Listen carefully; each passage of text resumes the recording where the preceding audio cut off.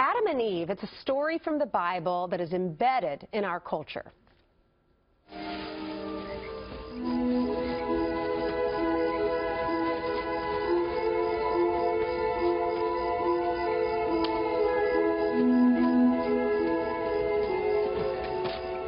Here, go ahead, try it. Pleasantville, did you see that movie? But are they, Adam and Eve, the original sinners, or are they really the most misunderstood couple in history? Our next guest says that they are, and that we should look at them as role models for our modern-day relationships. Bruce Feiler is the author of this book right there. It's called The First Love Story, Adam, Eve, and Us, and he joins us now. This is very intriguing.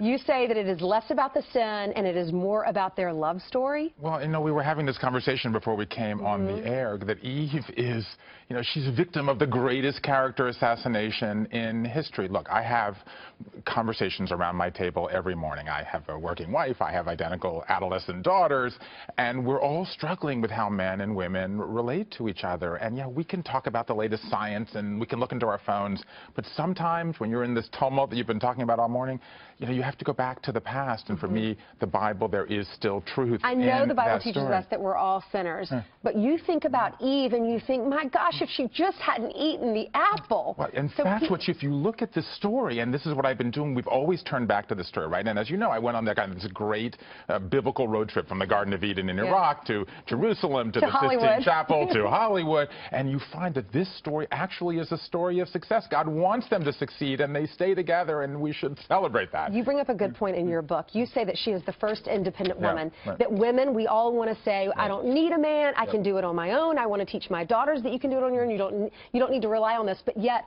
women, we still want a relationship. Is it possible to have both? Absolutely, and I think that's what the story holds, right? They start together, but Eve grows bored. She wants independence. She reaches for the tree of the knowledge of good. How do you find the balance in that? Okay, because what happens, Adam takes the Eve in some cases, lead.